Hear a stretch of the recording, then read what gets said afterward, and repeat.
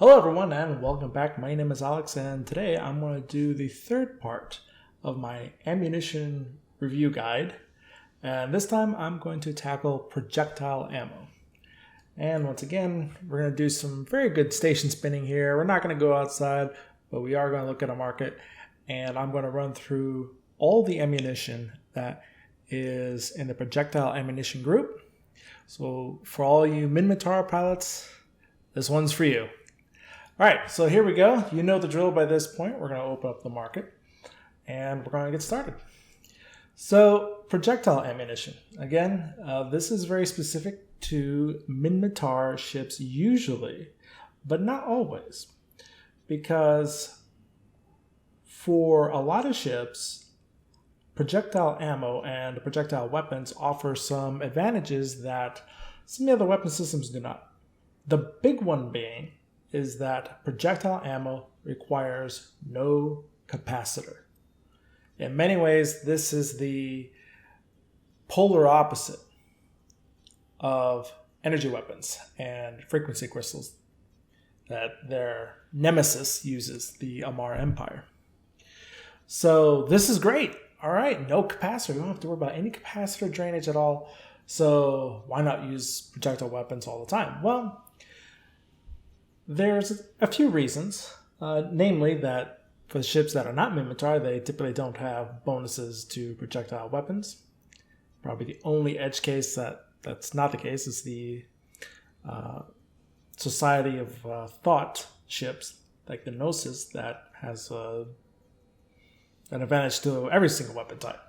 But that's an edge case. Typically, this is going to be for Minmatar ships. However, if you're dealing with a ship like, for example, the Caldari Scorpion, and if you look at the Caldari Scorpion, you'll see that it is a very unique ship. It is an ECM battleship. So it doesn't get any advantages to any one particular weapon system.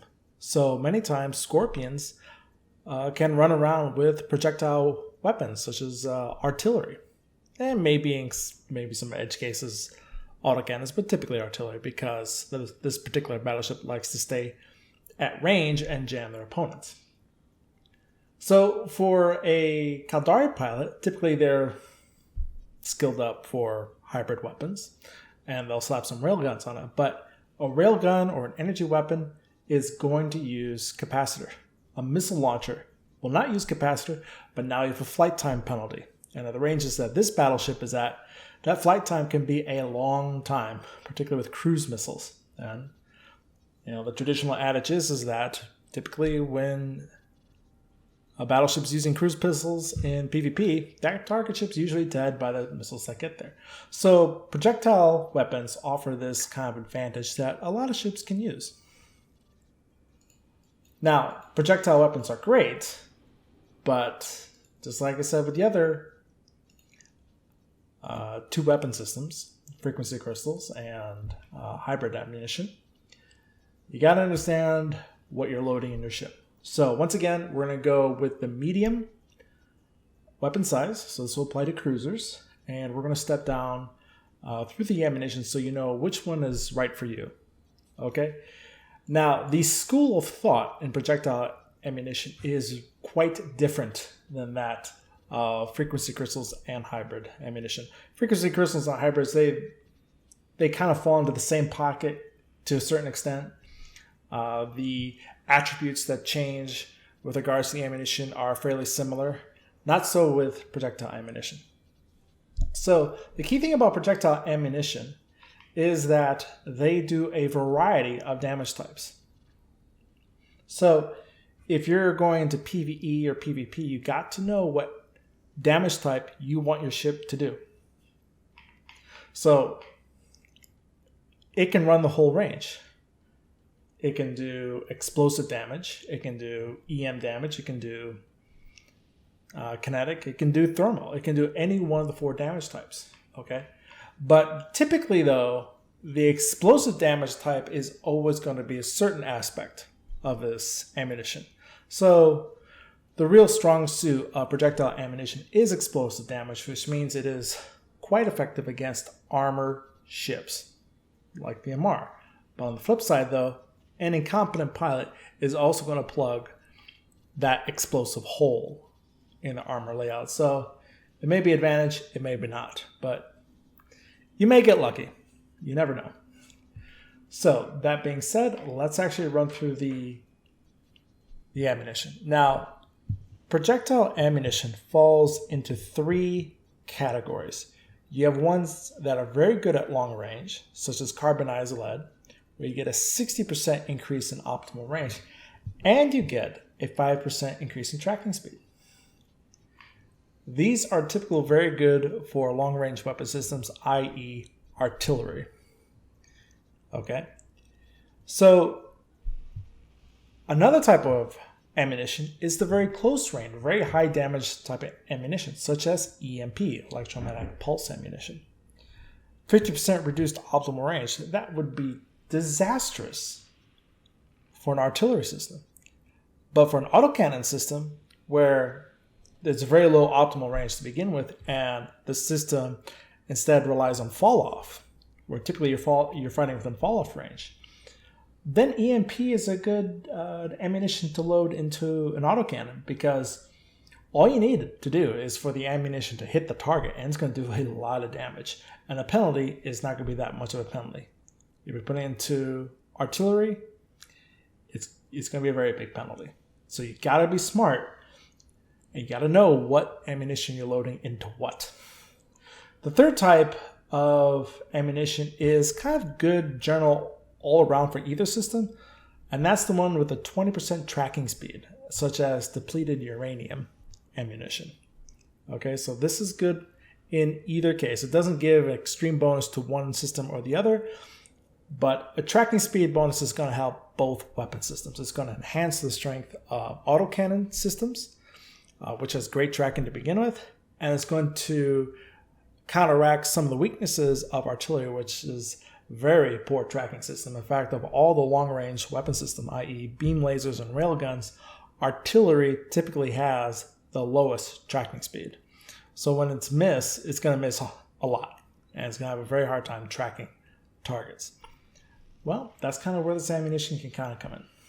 All right, so that's one thing you need to keep in mind.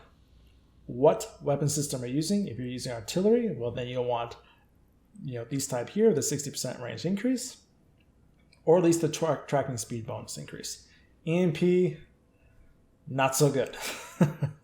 It can be done. It does not mean that it cannot be done. Okay? You just got to be smart about it. You got to realize you're going to be fighting at closer range, and you may have to use certain modules to counteract it, or maybe there are ship bonuses that can counteract that. Okay, but you're going to be fighting with one hand tied behind the back a bit. But if that ammunition, like such, for example, EMP, does connect with an artillery system, it is going to hurt a lot. Of course, the trick is getting it to connect. All right. So starting off with lead, okay, you'll see that it has a 2 for explosive and 8 for kinetic. So this is a very good all-around weapon system, particularly against, if you're doing PvE, Guristas type of rats, ones that are weak to kinetic. Kinetic is actually a fairly decent type of damage that you can run around with. It's a good general ammunition. It's going to be pretty effective, and it's going to be very effective at long range. Of course, keep that in mind if you're going to be fighting Tech 2 Galente ships, which is going to have a very large resistance to kinetic damage, because typically the Tech 2 ships have a resistance bonus against the racial damage of their opponent. And in this case, it'll be kinetic that the Galente are going to be resisted against, because that's what their opponents, the Kaldari, use. Okay, so again, very good. It's a good travel ammunition. It's not bad, particularly for those of you with artillery systems. Okay, going up next, depleted uranium. Okay, now you can see this is split across 3 ways here. This is an even better overall ammunition. It does less kinetic damage though. Okay, keep that in mind, but you get a 6 of thermal damage. So this is, by average, the best damage type is thermal. Across all other systems and all things being equal, thermal is one of the best damage types that you can apply. But there's no range bonus, but you do get a 20% tracking bonus. So again, this can fit into either autocannon or artillery system. So again, this may be a very good travel type of ammunition. Again, it does more armor damage than shield. That makes sense because you got explosive and you got kinetic, but thermal damage can put a real dent on shield systems. But again, shield ship players, which I typically am one of them because I'm mostly main in Caldari or sometimes Minmatar, is going to at least plug that hole to a certain extent. So it's not the end all be all. Next up, EMP. Look at that. 18 electromagnetic damage. This ammunition will shred anything that is weak to EM damage, particularly shields. Even shields that have resistances against this type of ammunition, it's still going to sting. 18 is a lot. Yeah. And for you PvE players out there, the rats that are weak to this, and I believe they are Sunshine Blood Raiders, this will clean town. So this is the ammunition you want to load in if you're going against rats with projectile ammunition. But again, this is a close range weapon system. Minus 50% range bonus. You're not going to be sniping rats with this ammunition. This is get up in there and melt their face off type of ammunition. So autocannon systems only is basically what this ammunition is going to be in. Okay? But for your autocannon players, your Hurricanes with a whole bunch of autocannons strapped to them, you put this in and you will shred a shield system in pretty short order. But you can't keep it in there though, because yes, it does have some explosive damage and some kinetic damage. Once the shields are down, most likely you're going to have to change ammunition to finish the job. Yeah, so just keep that in mind. Next up, we have Fusion. Again, same thing. This is a close range autocannon type of ammunition. So let's take a look at it. And here, holy cow. 20 hit points, 20 explosive damage HP for kinetic. So what I say about shields and EMP, this is the exact opposite. Fusion will rip through an armor system that it will be weak to this particular type of damage. Okay, but again, it's close in. So if you're running an autocannon build, you'll probably want both EMP and Fusion. You'll want to have that mix if you're canny enough to switch your ammunition around. But again, of course, you have reload time, and when you have reload time, the enemy shields are going to start to come back up, and then this ammunition is going to struggle a bit to tear those shields down. Yeah, particularly if it's a shield type of ship. So you have to play a little bit of insider baseball here. Yeah, if you're fighting against a shield type of ship, yeah, a Caldari, for example, where their armor systems are not reinforced, but their shields are. If you used EMP ammunition to tear down the shields, stay with EMP ammunition because the armor systems, the armor of Caldari ships is not resisted at all. Yeah, and EMP will do a lot of damage. Okay, that is not the case if you're fighting something like an Amar ship, where if you used EMP to tear through the shields, you'll tear through the shields in quick order, but then you're barely going to scratch that beautiful paint on Amar ships if you stick with EMP. If you use Fusion, the same objective or the same thinking applies. The shield systems are not typically resisted. Yeah, so a Fusion system, or a Fusion type of ammunition, is going to rip through the shields of a Amar ship fairly quickly, and then it's going to do a lot of damage to the armor. Okay, so you can take this a step back and say, well, I don't want to be switching ammunition, so let's stay with what's most effective. It'll be EMP against shield type ships, namely Caldari and Minmatar, and Fusion's going to be very good against armor type of ships, particularly Gallente and Amar. Okay, those four empires. All right, so that is Fusion. Next up, we have not thermal. We have nuclear. Okay, so nuclear, it's a long-range ammunition, so artillery players rejoice. And you can see it does not do a lot of damage, but it does 8 explosive and 2 kinetic. That 60% range bonus is nice, plus a 5% tracking speed. Now, after going through those two close range ammunition, this looks like weak sauce. Yeah. But one thing to remember about an artillery system is that its alpha strike value is huge. Artillery systems have the highest alpha strike in the game. So if there are enough artillery, even with this ammunition loaded, and they hit a target, that target will tend to obliterate fairly quickly. In fact, there were some fleet doctrines built around that way back then, way back in the old days, where they'd have a whole bunch of Tempests with artilleries, and there was nothing you could do. You were literally one-shotted off the field, and that was it. And then they warp out again. It was just warp in, snipe, gone. Warp in, snipe, gone. And we were just picked off like sharks feeding on a fish bait ball, basically. Just picked out the one they wanted, and that was it. This looks to be a little bit of a counterbalance, though, because back then the ammunition was just weighted no matter what. So now it's weakened down so that perhaps the artillery doesn't have that insta-kill capability anymore, but it's still going to hurt a lot. So that is nuclear, explosive, long-range type of ammunition. Phased plasma. And here we go. Another close range, 50%. A reduction in optimal range. So again, back in autocannons, phased plasma. And look at that. 20 thermal. For you autocannon players, this is a very good general type of ammunition that you may want to just pop in and travel if you know you can jump on the enemy and you can close distance. Yeah. So, but typically, if you're an autocannon player, you kind of know that already, and you've already fitted your ship or fitted your scenario to address that. But 30 thermal damage is going to do a lot. But this ammunition has also now said that I'm a liar. So I just noticed now there is no explosive component. I believe this is the only ammunition that is not. So this is the exception to the case. It is all thermal and some kinetic. Okay, but once again, autocannon only is probably will not work in artillery. Next up, we have proton, long-range ammunition for artillery.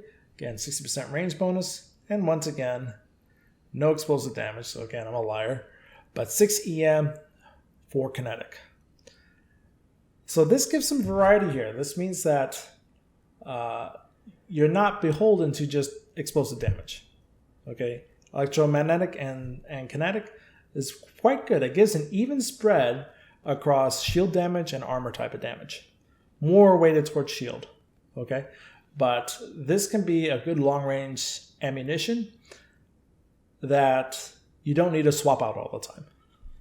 Particularly for PvP. This might be a good PvP ammunition because it kind of covers both bases to a certain extent. And last but not least, titanium sabot. Close range, 12 kinetic here, autocannon build against Caldari rats or against armor type of ships. This will be very good. Okay, because you'll take out the shields and you'll make quick work of their armor systems. So, when you look at projectile ammunition, in this case, you have to be smart about what you're taking and what you're picking, because in a sense, about a third, or almost 40% of the ammunition type is not going to be really recommended for your weapon type if you're using artillery or autocannon. So there's some that's going to be off the field, so to speak. So for the pilot, first you choose your weapon system. Okay, I want to do artillery. Then you pick out the ammunition that works well with artillery. So it's going to be your ammunition like proton. It's going to be ammunition like nuclear. Or it could be a good general ammunition like depleted uranium or carbonized lead. If you're an autocannon player, well, then you want the close range stuff. You want the good stuff. You want your titanium sabot M, which is a good general ammunition, along with your phased plasma, your fusion, and your EMP. Yeah. And just a quick errata here. I believe I said titanium Sabot M was for close range work. It is not. It is actually a good general ammunition. So I apologize. Quick error here. I'm kind of doing this on the go. But of the two general ammunition types that are good in either system, it will be titanium Sabot M and depleted uranium. So both of those are good in either system. But the other ones, you got to know what you're doing. So anyways, that is your general ammunition for projectile weapon systems. Now, to wrap up here, we're going to go into the Tech 2 ammunition. Now, the Tech 2 ammunition does begin to fall in line with the other ammunition types. So here we are. So for artillery systems, there is Quake and Tremor. So Quake is your very, very high damage ammunition for artillery. This means you're at close range and you're typically shooting at a target that's of a larger size than your weapon system. So if you're a cruiser, you're shooting at a battleship, or if you're a frigate, you're shooting at a cruiser, things like that. Okay, you got that very steep minus 75% range bonus. You do get a tracking speed multiplier though, so that does help. Yeah, it's not like some of the other weapon systems that get hit on both sides, both a range and a tracking speed penalty. Here, at least it helps out a bit. Yep. So you get a 25% increase in tracking speed, but a very brutal minus 70% in range, but you will do a lot of damage.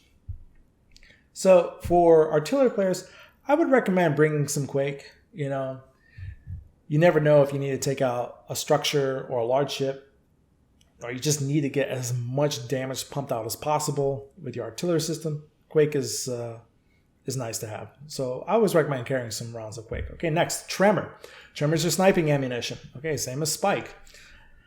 For a hybrid, yeah, you get an 80% range increase, but look at that tracking multiplier penalty, 25% on a weapon system that is already well known for very poor tracking, artillery. Basically, this is going to be a very long range snipe, and this penalty here could be so severe that you could still miss. All right, but so you need a good position, you need a target that's held down, and then you fire away. But you can fire away from the next postcode or the next zip code, basically. Very, very long range combined with that alpha strike multiplier. When it connects, it can do quite a bit of damage. All right. But that's a trick. You kind of have to build a strategy around that, and it will typically be a sniping strategy, and it typically will not be alone in that. Okay, last up, we have the advanced ammunition for autocannons, Barrage and Hail. Okay, so Barrage here, again, 12 explosive, 10 kinetic, very good against armor systems. And right off the bat here, we do have a tracking speed penalty of 25%. But a very good fall-off multiplier, 50%. So this is kind of like the long-range ammunition for autocannons, because autocannons typically fight within fall-off range. Yeah. So that is nice to see. There is no range bonus, though. But for autocannon systems, that is very, very minute. So a good general overall ammunition. If you're going up against a shield target, however, this will struggle against a shield target, so keep that in mind. But it's good for autocannon players. Yep. Hail. So Hail, 50% range penalty. It's pretty steep, but again, kind of minute. But you will feel it though for an autocannon system. 75% tracking speed multiplier, so you take a hit on tracking speed. And you also take a hit on fall off. So this hits everything for a projectile player. Yeah, you're taking a ding on the whole, across the board. Yeah. So what does this do? This blows stuff up very quickly. 27.8 explosive, 7.6 kinetic. Again, heavy shield targets may not be ideal. Okay. This is why, as an autocannon player, you always want to be carrying something like EMP that can shred through shields, because your advanced ammunition are both geared towards fighting armor class ships. Yeah, or against targets that after the shields are down and they can stay down and you don't have to knock them down again, you want to load this ammunition and you can rip through their armor and structure in very short order. Again, this is your very, very explosive close range ammunition. And yeah, you do want to keep this as well. But again, it's a very, very specific application. You got to know when those applications are, because if you're fighting against a normal opponent that's more maneuverable, or you yourself are maneuvering around a lot, because Minmatar ships, they're fast, they're skirmishers, and they do have a lot of transversal velocity typically associated with that. Hail is something that is really going to take away your strengths to a certain extent, both with your weapon system and maybe even with your ship. But it will destroy anything that it has in its sights, assuming that it can connect.